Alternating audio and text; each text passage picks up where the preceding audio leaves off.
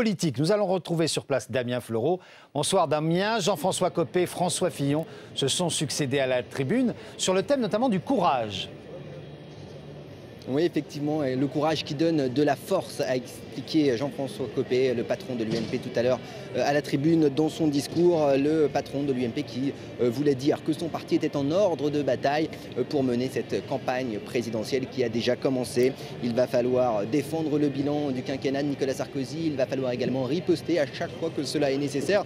Et puis bien sûr, il faudra défendre le projet présidentiel de l'UMP. Il a été présenté cet après-midi, voté, validé par les militants de l'UMP. Alors il sera sans doute modifié, amendé, corrigé quand Nicolas Sarkozy se déclarera.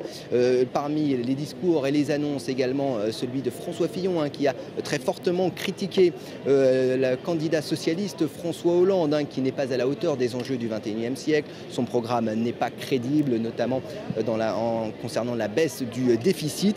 Assez étonnamment, et il s'est toutefois livré à se projeter dans l'avenir, expliquant l'attitude du Parti socialiste sur certaines réformes du Nicolas Sarkozy. Le Parti socialiste les conserverait s'il devait être au pouvoir. Écoutez le Premier ministre François Fillon. Elle critique notre bilan à tout va, mais dans les faits, elle ne reviendra pas, nous dit-elle, sur le service minimum, pourtant tellement combattu. Elle ne reviendra pas sur la fusion de la NPE et de l'UNEDIC. Elle ne reviendra pas sur le rapprochement de la police et de la gendarmerie. Elle ne reviendra pas sur la réforme de la carte judiciaire et de la carte militaire. Elle ne reviendra pas sur le revenu de solidarité active. Elle ne reviendra pas sur la revalorisation de 25% de l'allocation adulte handicapé. Elle ne reviendra pas sur le Grenelle de l'environnement. Elle ne reviendra pas sur la loi interdisant la burqa. Bref, si notre bilan était si mauvais, alors pourquoi tout ça serait-il conservé ? Et puis Damien, en marge de ces discours, intervention d'un représentant du parti d'Angela Merkel qui a un peu vendu la mèche.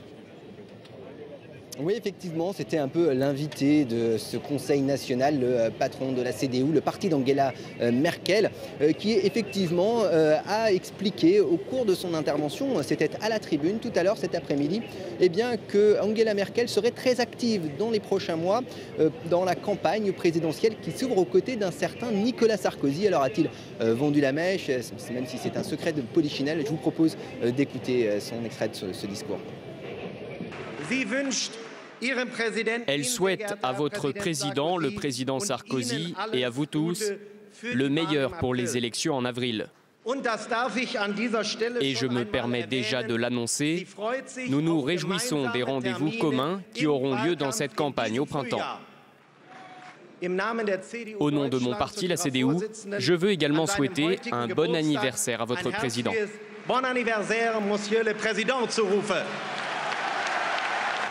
Alors l'autre temps fort de cet après-midi, c'était l'officialisation des investitures pour les élections législatives. 500 candidats à peu près ont été officiellement investis, mais il y a 70 circonscriptions qui n'ont toujours pas de candidat de l'UMP. En fait, le parti de la majorité présidentielle veut se préserver, ou plutôt veut préserver certaines personnalités politiques, notamment Hervé Morin, qui pour l'instant n'a pas de candidat UMP face à lui dans sa circonscription de Normandie, ou encore François Bayrou. Une façon peut-être de tenter de les amadouer, de continuer à négocier une sorte d'accord pour l'élection présidentielle et forcer par exemple Hervé Morin à ne pas se présenter.